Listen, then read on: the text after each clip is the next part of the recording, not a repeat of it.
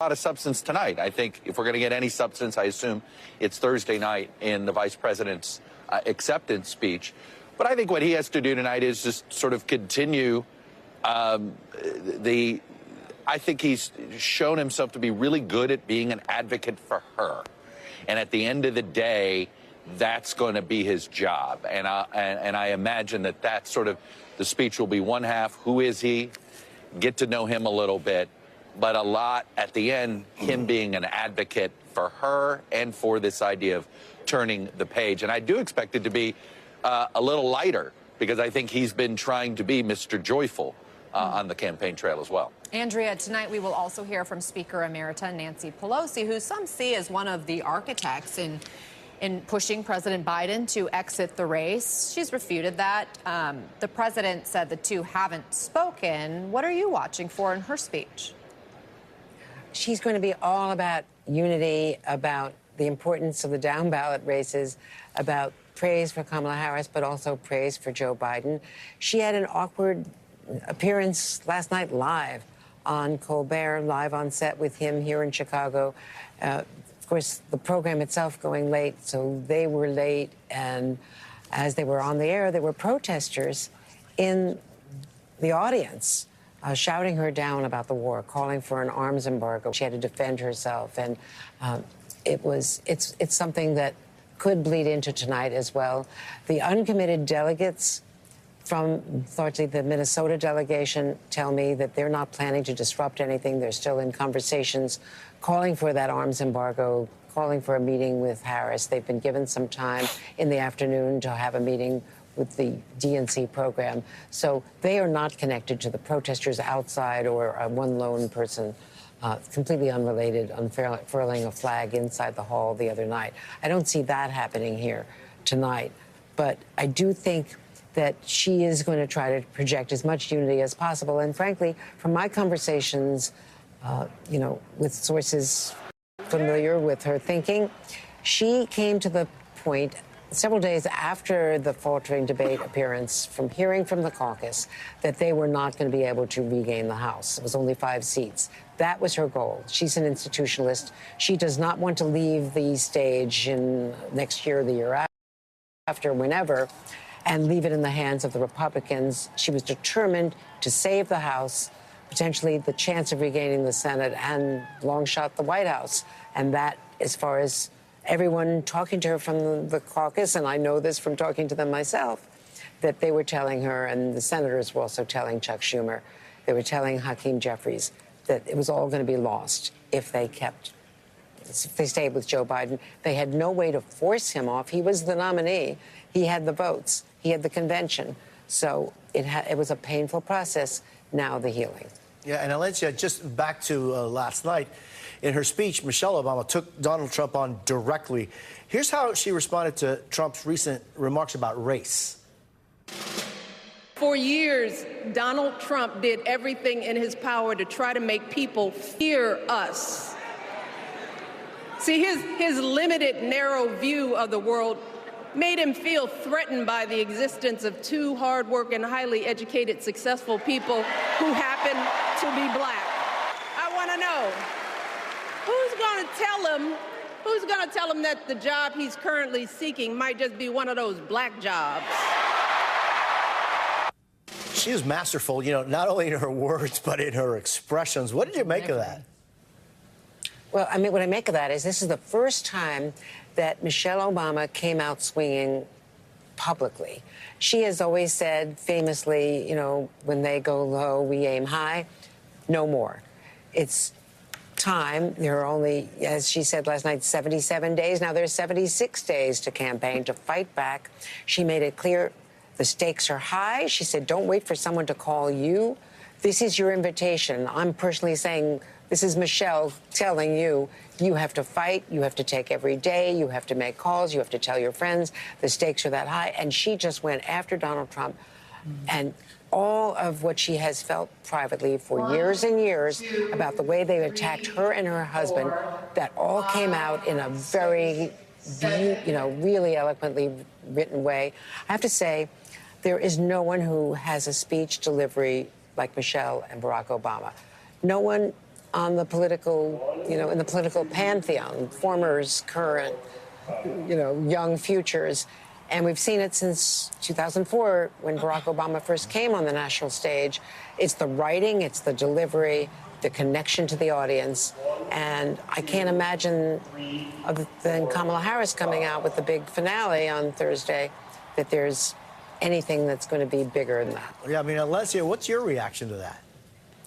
Listen, last night was a phenomenal. There's so many of us that wanted to see this forceful kind of take on of Donald Trump, who, quite frankly, he built his political career going after President Obama, starting the birtherism movement. We know that racism is in his DNA in the way that he attacks people.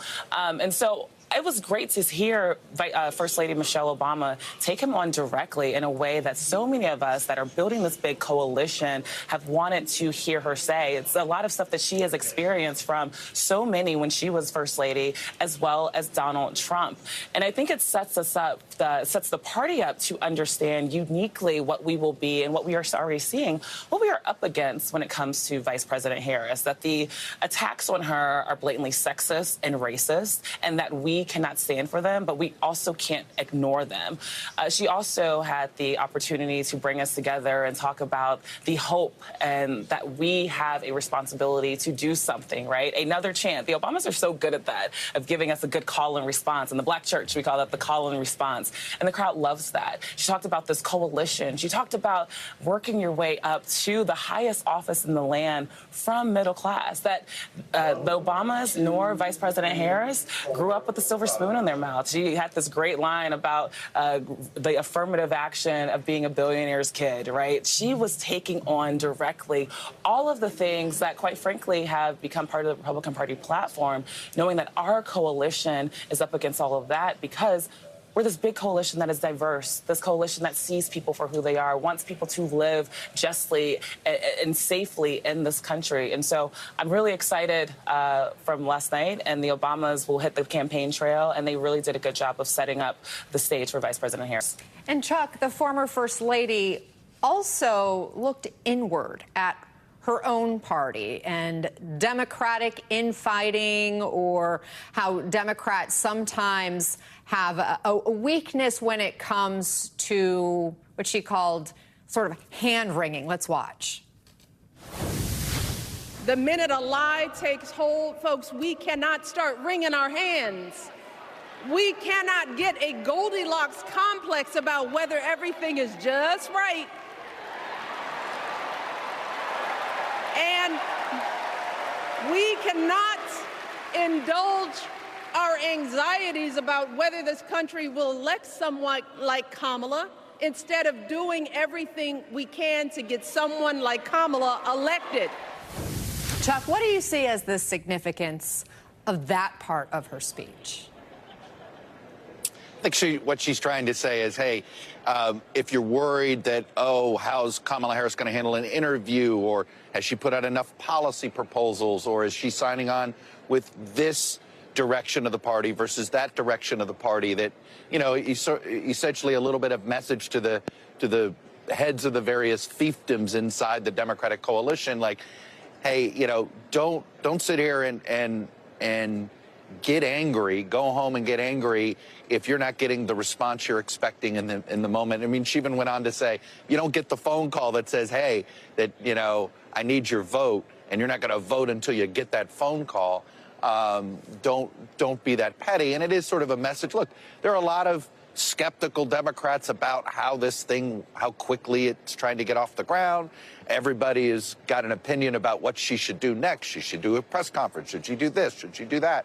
And I think that's what she was trying to address with that. But, I do want to say something else about Michelle Obama. I don't think we should compare her to other political folks. She doesn't do this for a living. The fact, every 4 years, we're reminded she's probably the best non-political speaker in the country. And I think that's important to remind people. Look, Barack Obama does it for a living, did it for a living, all right? Giving a speech every day of his life for about 15 straight years. That isn't what Michelle Obama has done. She's sort of a civilian in that. Certainly she has more experience than maybe some of us on the set of giving big speeches. But I think it's all the more remarkable how good she is at this for how little she does it. So many people wanted her to maybe be the replacement if it were to be somebody other than President Biden. And you see the fear the right had. You know, it was always the right that was always stoking those rumors. And it was because they were fearful. She's perhaps one of the best messengers the Democratic Party has. Yeah, and Lindsay, I'm just thinking about the messengers and the message. And of course, conventions are set to leave the audience with concepts, feelings, understandings, and support. But how important is it, Alencia, for the DNC to focus more on what Chuck Todd was talking about, policy proposals? Well, listen, I think you all captured what exactly this convention is supposed to do. It is like our pep rally, right? It gives us the energy to go out and do what First Lady Michelle Obama said, do something.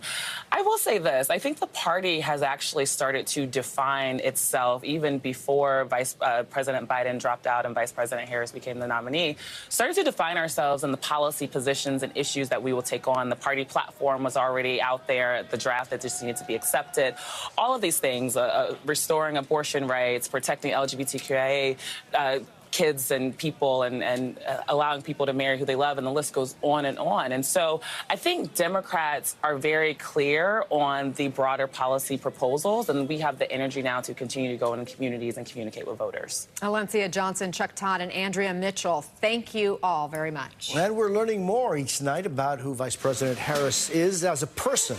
Up next, we'll talk to one of the VP's former advisors about what she wants voters to know about her former boss. Plus, former President Trump is in North Carolina today for his first outdoor event since the assassination attempt. And he ramps up his attacks on border policy. We'll talk to California Senator Alex Padilla about Harris's plans for immigration next. We're back in 90 seconds. You're watching special coverage right here on MSNBC. Trump thinks that we should trust him on the economy because he claims to be very rich. But take it from an actual billionaire. Trump is rich in only one thing: stupidity.